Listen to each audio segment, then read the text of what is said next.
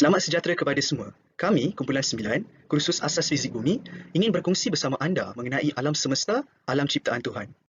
Terlebih dahulu, izinkan saya untuk memperkenalkan pensyarah kami iaitu Profesor Madya Dr. Zulfahmi bin Ali Rahman serta ahli-ahli Kumpulan 9 yang terdiri daripada Nur Izzatul Husna binti Muhammad Sofi, Zahira binti Muhammad Yusof, Iza Syahira binti Muhammad Hairi, Nur Ayuni Dayana binti Ahmad serta saya, Haimun anak lelaki Franklin.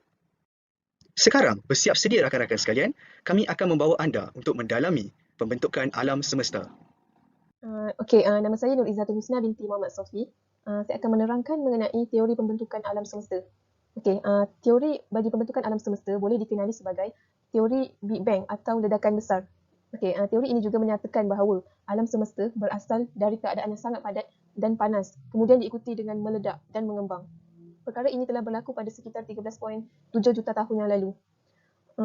Seperti yang kita tahu, alam semesta pada mulanya berasal dari gumpalan super atom berbentuk bola api yang kecil.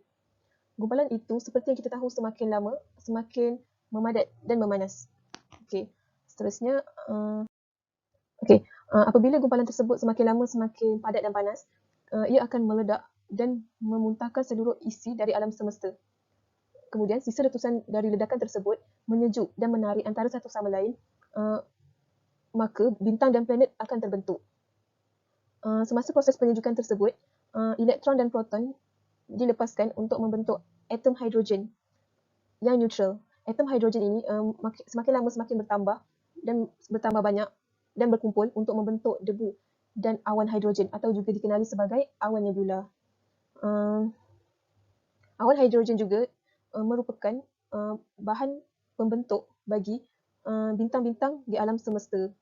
Apabila banyak bintang terbentuk di alam semesta, maka banyaklah galaksi akan terbentuk. Teori ini disokong oleh beberapa orang saintis terkenal iaitu Albert Einstein yang menyatakan semakin besar planet, masa untuk bergerak menjadi semakin perlahan. Saintis yang seterusnya iaitu Alexander Friedman yang mencadangkan model alam semesta tertutup dan terbuka. Model alam semesta tertutup menyatakan masa dan ruang mempunyai permulaan dan pengakhiran. Manakala bagi model alam semesta terbuka, alam semesta mengembang tanpa batas. Bagi saintis yang seterusnya iaitu Edwin Hubble menyatakan bukti pengembangan alam semesta melalui idea redshift. Itu sahaja daripada saya. Idea redshift merupakan satu fenomena di mana radiasi elektromagnetik daripada sesuatu objek mengalami peningkatan dalam panjang gelombang. Idea ini digunakan untuk membandingkan jarak antara objek-objek astronomi dengan bumi. Spektrum cahaya putih ataupun visible light spectrum digunakan untuk melihat keadaan redshift. Seperti yang ditunjukkan dalam gambar ini, visible light spectrum merangkumi warna-warna pelangi. Redshift sesuatu objek diukur dengan meneliti garis-garis spektrum penyerapan atau pelepasan pada spektrum cahaya putih sesuatu unsur. Garis-garis spektrum ini adalah unik kepada sesuatu unsur serta sentiasa memiliki jarak yang sama antara garis. Jika sesuatu objek bergerak menjauhi bumi, garis-garis spektrum akan beralih ke bahagian merah spektrum. Manakala, jika sesuatu objek bergerak mendekati bumi, garis-garis spektrum itu akan beralih ke bahagian biru spektrum. Mari kita lihat. Ini adalah contoh spektrum cahaya putih bagi unsur hidrogen. Jika dilihat di bahagian atas sekali, garis-garis spektrum bergerak atau beralih ke bahagian merah, menunjukkan sinaran berpunca daripada sesuatu objek di angkasa sedang menjauhi bumi atau berada di kedudukan yang jauh. Manakala jika kita tengok spektrum cahaya di bawah sekali, garis-garis spektrum tersebut bergerak ke bahagian biru spektrum cahaya putih, menunjukkan sama ada objek itu sedang bergerak bergerak mendekati bumi ataupun berada berdekatan dengan bumi.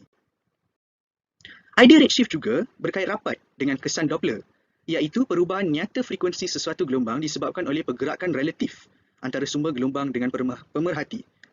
Contoh dalam senario harian ialah bunyi siren ambulans. Sekiranya kita berdiri di sesuatu tempat, kita mendengar bunyi siren sesebuah ambulans menjadi semakin kuat sekiranya ambulans tersebut mendekati kita. Dan dia menjadi semakin perlahan apabila menjauhi kita. Idea redshift digunakan oleh Edwin Hubble, seorang ahli astronomi Amerika Syarikat, untuk memerhati objek-objek astronomi. Beliau mendapati hampir semua galaksi bergerak menjauhi bumi dan beliau juga menggunakan idea redshift untuk menyokong teori ledakan besar ataupun dikenali sebagai The Big Bang Theory.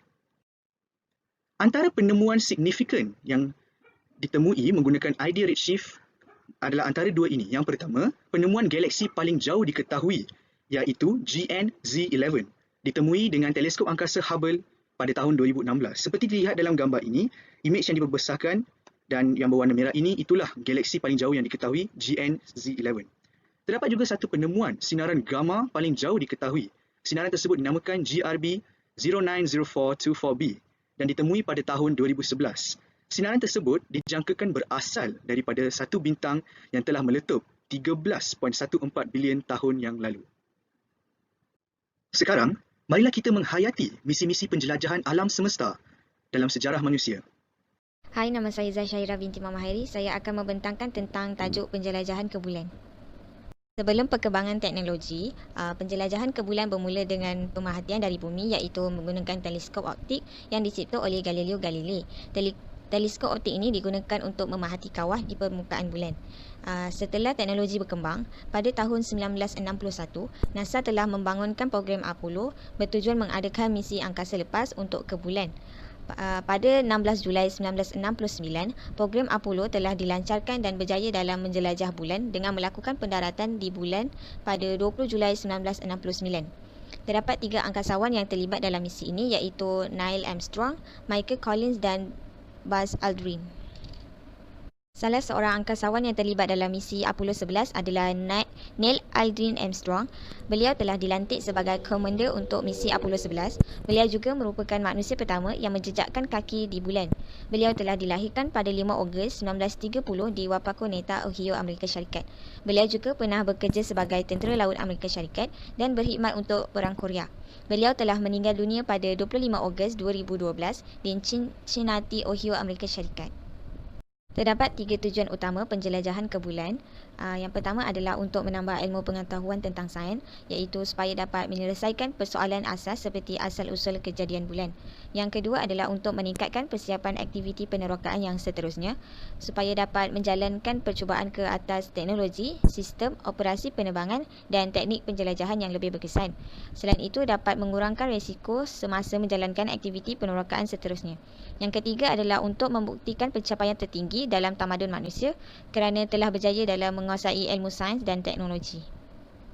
Manfaat yang diperoleh daripada penjelajahan ke bulan ini adalah manusia telah berjaya mengkaji unsur-unsur di bulan seperti jenis batuan di bulan.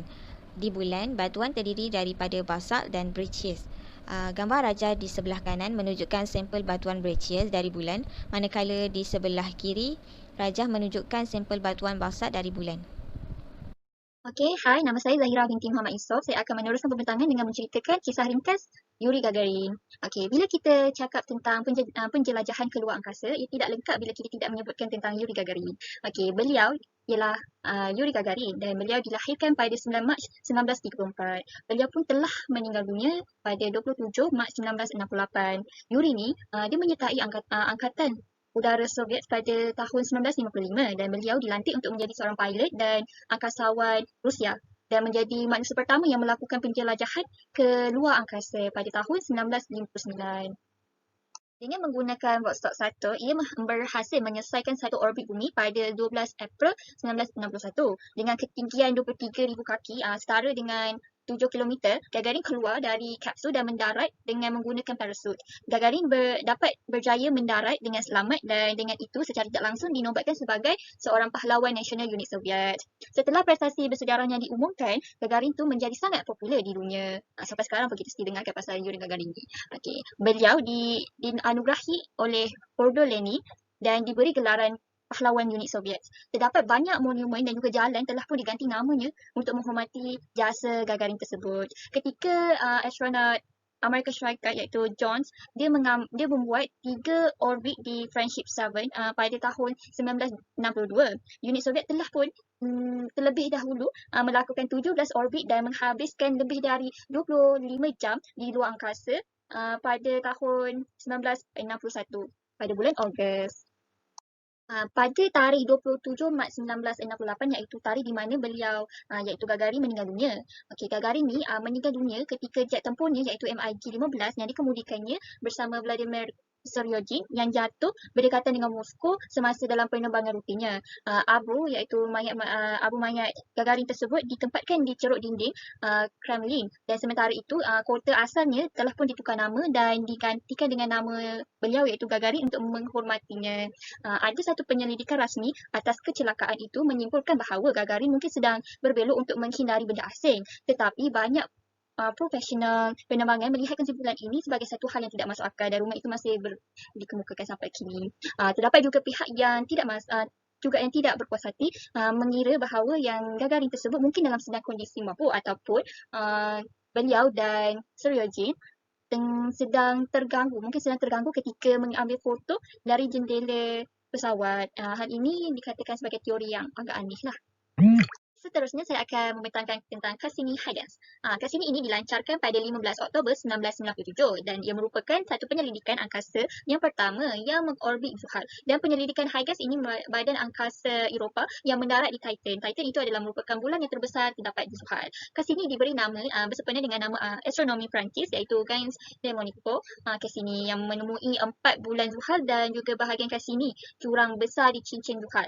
Huygens pula bersempena dengan nama seorang saintis Belanda iaitu Christian Huygens yang menemui cincin Zuhal dan Titan.